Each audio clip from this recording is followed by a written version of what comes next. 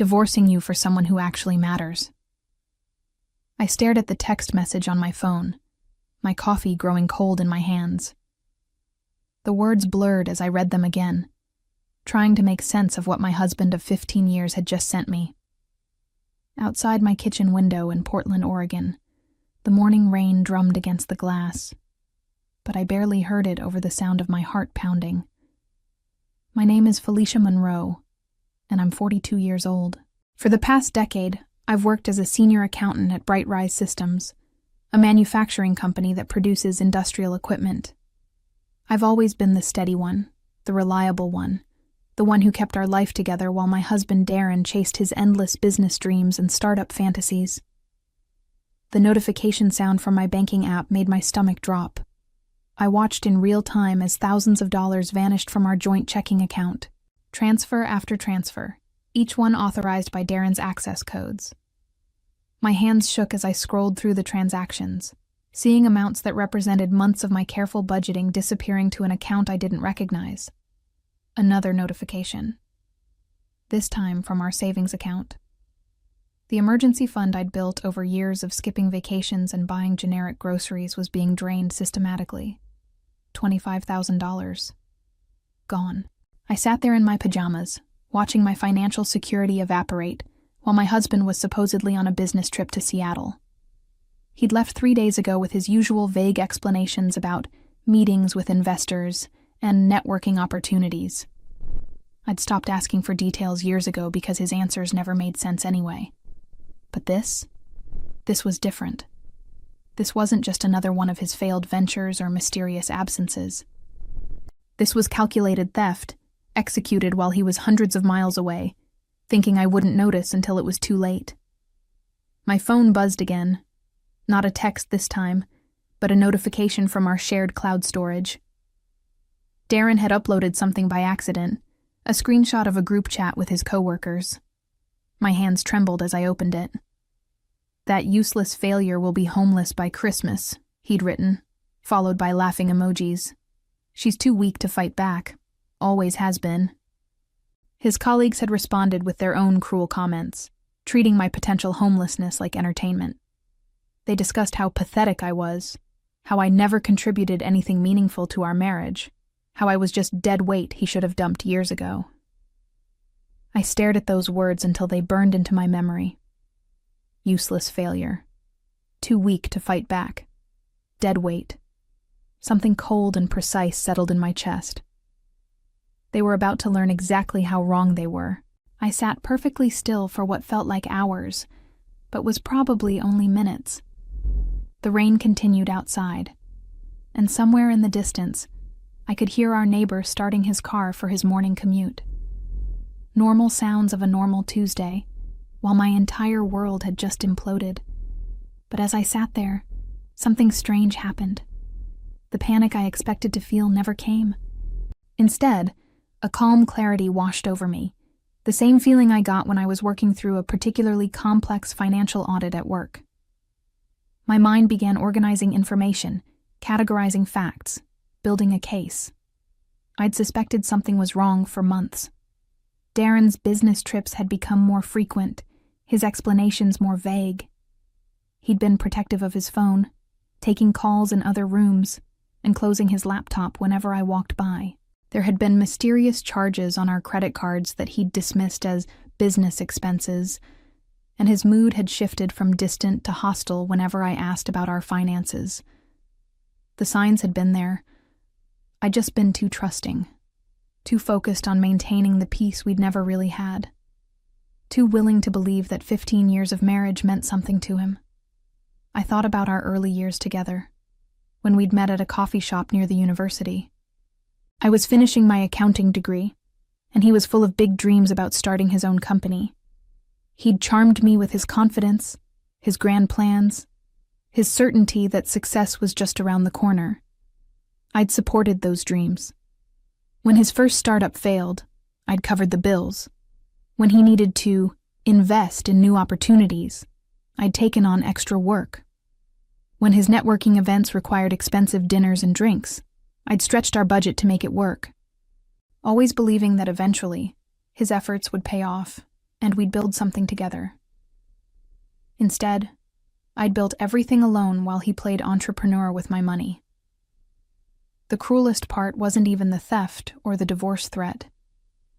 It was that group chat, reading how my husband and his friends laughed about my supposed weaknesses, making jokes about my future homelessness like it was comedy entertainment.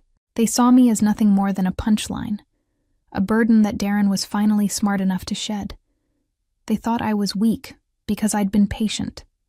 They thought I was useless because I'd been supportive. They thought I was a failure because I'd prioritized our marriage over my own recognition. But what they didn't understand was that patience had taught me to plan. Support had taught me to document everything. And prioritizing our marriage had given me complete access to all our financial records, all his communications, all the evidence I needed to destroy the life he thought he was building without me. I picked up my phone and opened my notes app. Time to get organized. The first thing I did was take screenshots. Every text message, every bank notification, every cruel comment in that group chat. I saved them to a secure folder on my personal laptop, the one Darren never touched because he'd always dismissed my boring accounting work. Then I called my bank.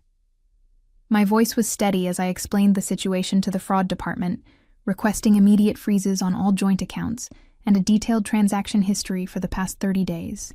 The representative was sympathetic, but clear about the limitations. Since Darren was an authorized user, the transfers wouldn't technically qualify as fraud, unless I could prove coercion or identity theft. I assured her I understood and hung up, then immediately called our credit card companies. Same process, same results. Everything Darren had done was technically legal because we'd structured our finances as a partnership he was now systematically dismantling. But I wasn't just calling about the money. I was creating a paper trail, establishing a timeline, building documentation that would be crucial in divorce proceedings. Every phone call was noted, every reference number saved, every conversation summarized in my growing file. Next, I logged into Darren's email account. He'd given me the password years ago for convenience, and like most people, he'd never changed it. His inbox told a story I'd been too naive to see before. Months of correspondence with someone named Vanessa Clark. Hotel reservations for his business trips. Dinner receipts for 2 people when he'd told me he was eating alone. Jewelry purchases I'd never seen. And worse, conversations about their future together that made it clear this wasn't some new infatuation. This had been going on for almost a year. The emails revealed his complete financial plan.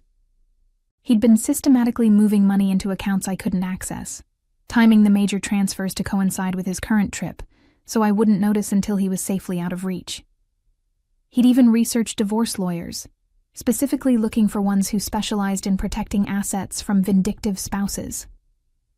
But the email that made my blood run cold was the one he'd sent to Vanessa just last week. Don't worry about the house. She'll never be able to afford the mortgage on her pathetic salary. We'll buy it back from the bank for pennies when she defaults. They weren't just planning to steal my money.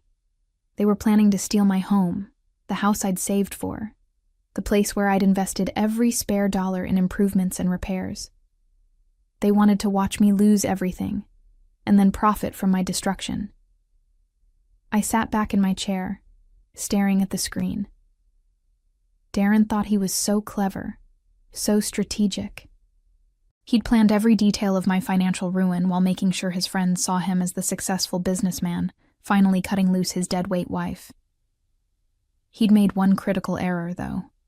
He'd underestimated exactly what kind of person he'd been married to for 15 years. I wasn't just an accountant.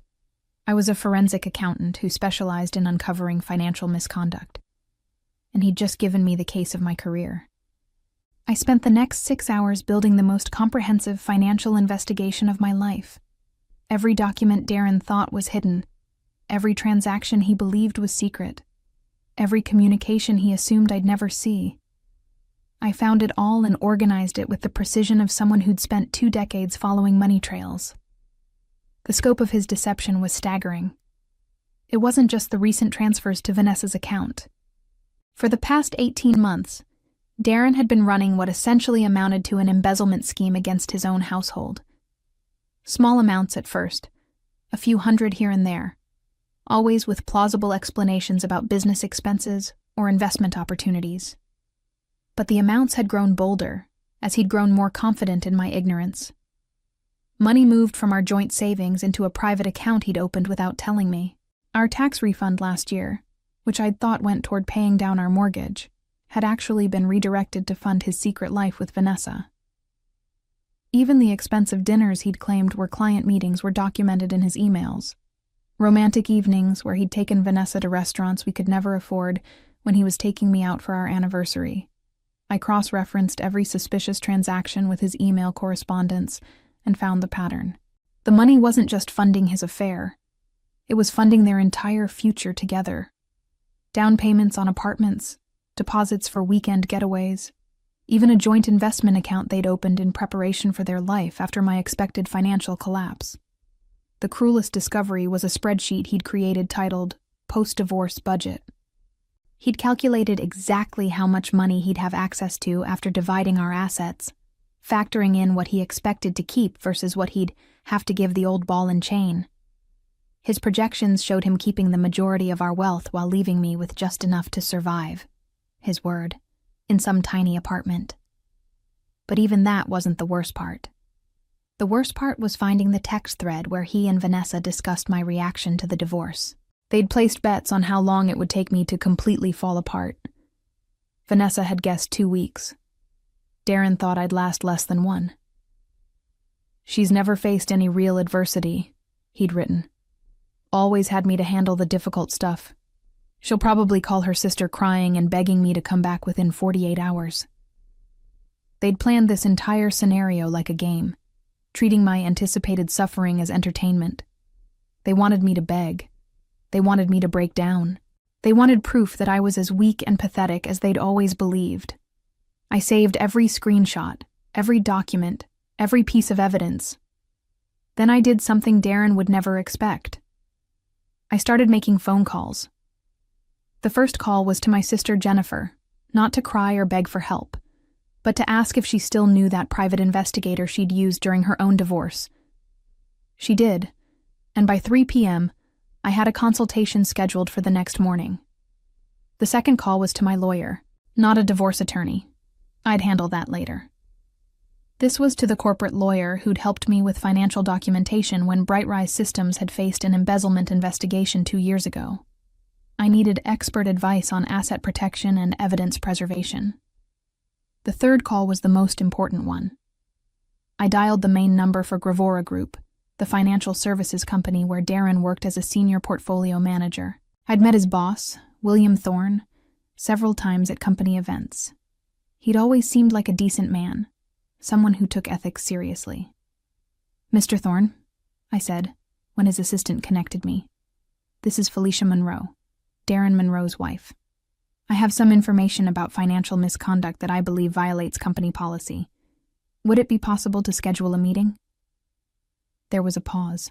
"What kind of misconduct, Mrs. Monroe?" "The kind that involves stealing money and violating fiduciary trust. The kind that could expose your company to serious liability if it becomes public." Another pause. "Can you be here tomorrow at 10 a.m.? "I'll be there." I hung up and looked at my growing file of evidence. Darren thought he'd planned the perfect crime, the perfect escape, the perfect humiliation of his useless wife. He'd forgotten that his useless wife had access to everything. That evening, I did something I hadn't done in months. I cooked myself a proper dinner. Not the quick sandwiches or frozen meals I'd been surviving on while working late and managing our household alone, but an actual meal with fresh ingredients and careful preparation. As I chopped vegetables and seasoned chicken, I felt something I hadn't experienced in years. Calm. Not the nervous energy of trying to keep peace with Darren, not the exhaustion of constantly managing crises he created, but genuine tranquility.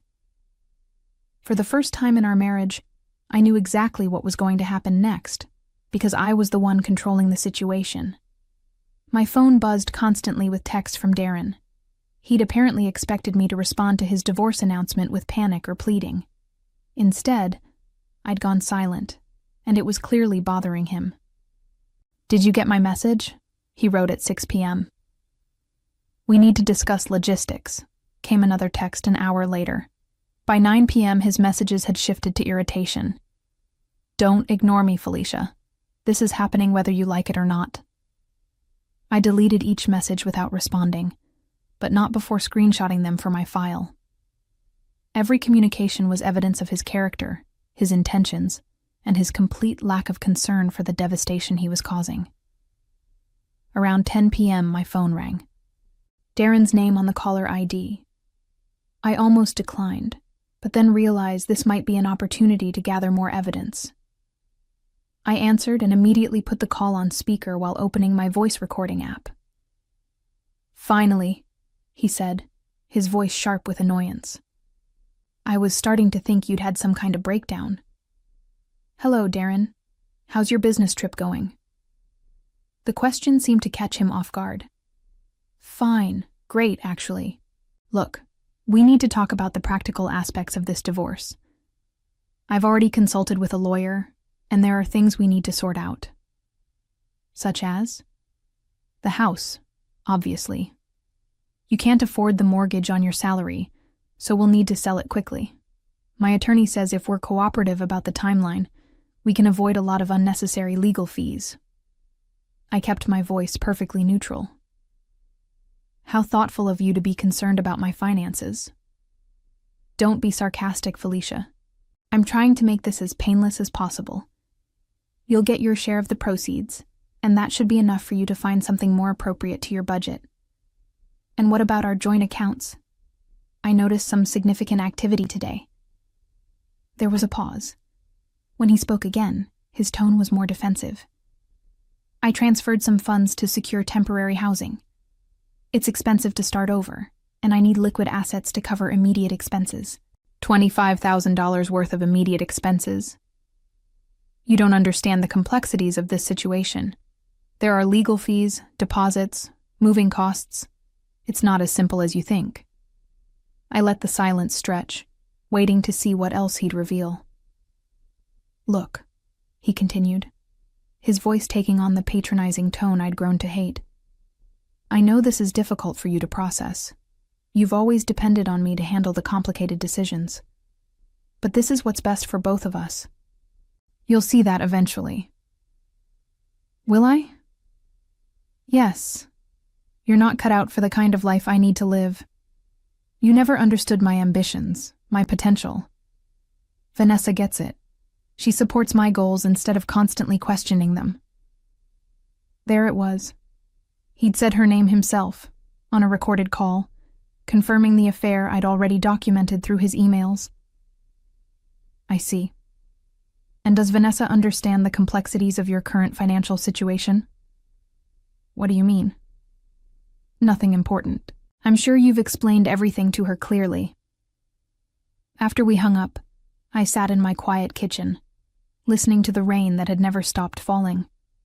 Tomorrow, I would walk into William Thorne's office and lay out 15 years' worth of evidence about the man Gravora Group had trusted with their clients' money. Darren thought he was building a new life with Vanessa using stolen funds and careful deception. Instead, he was about to lose everything he'd ever worked for. I arrived at Gravora Group's downtown Portland office at 9:45 a.m., carrying a leather portfolio that contained what would become the most important presentation of my career. The building was impressive, 30 floors of glass and steel that housed one of the Pacific Northwest's most respected financial services firms. William Thorne met me in the lobby personally, which told me he was taking this seriously. He was a tall, distinguished man in his 50s, with gray hair and the kind of presence that commanded respect without effort. "Mrs. Monroe," he said, shaking my hand firmly. "Thank you for coming in. I must admit your call yesterday was quite concerning." "Thank you for seeing me on such short notice, Mr. Thorne. I believe you'll understand the urgency once you see what I've brought." He led me to a conference room on the 20th floor, with panoramic views of the city and the Willamette River beyond. As we settled at the polished table, I opened my portfolio and began laying out documents with the systematic precision I'd learned in 20 years of accounting work. "Before we begin," I said, "I want to be clear about my motivations. This isn't about revenge or spite. This is about protecting your company from a significant liability risk that you may not be aware of." Thorne leaned forward, his expression serious. "What kind of liability?" I slid the first document across the table, a summary sheet I'd prepared showing Darren's financial misconduct over the past 18 months. "Your employee has been systematically stealing marital assets while representing your firm. He's used company credit cards for personal expenses, falsified business trip reports, and conducted an extramarital affair using funds that were obtained through fraudulent means." Thorne's eyes widened as he scanned the document. "These are serious allegations, Mrs. Monroe. They're also thoroughly documented." I began laying out evidence methodically. Bank statements showing the unauthorized transfers, printed emails revealing the scope of the affair, screenshots of the group chat where Darren had discussed his plans with colleagues. But the document that made Thorne's face go pale was Darren's expense report from his current business trip to Seattle. I'd cross-referenced every claimed expense with his email correspondence and found that he was billing the company for a romantic getaway with Vanessa. "He submitted receipts for client dinners," I explained, pointing to the relevant sections. "But his emails show these were intimate dinners with his girlfriend. He claimed transportation costs for business meetings, but GPS data from his phone, which syncs to our shared cloud account, shows he spent the entire time at a luxury resort outside the city." Thorne studied the evidence with the focused attention of someone who understood exactly what he was looking at. "This represents a clear violation of our ethics policy. But beyond that, if this becomes public knowledge, it could damage Gravora Group's reputation significantly," I finished. "A senior portfolio manager who steals from his own household and lies on expense reports isn't someone clients would trust with their investments." "No, they wouldn't." He looked up from the documents. "Mrs. Monroe, may I ask why you're bringing this to me instead of simply pursuing divorce proceedings?"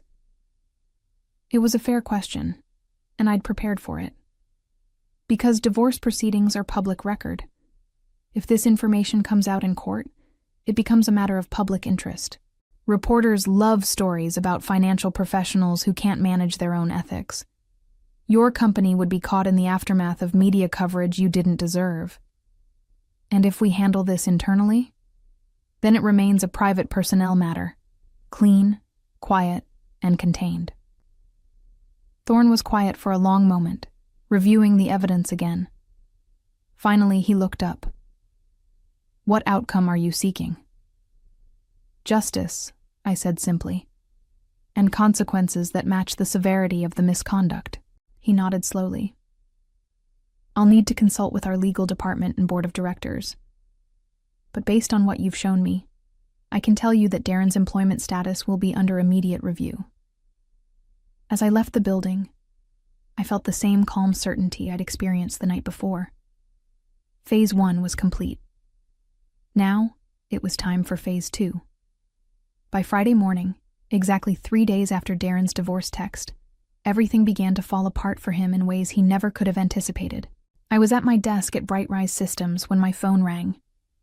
It was an unknown number, but I recognized the area code, Seattle, where Darren was supposedly conducting business. "Hello? Is this Felicia Monroe?" The voice belonged to a young woman who sounded nervous.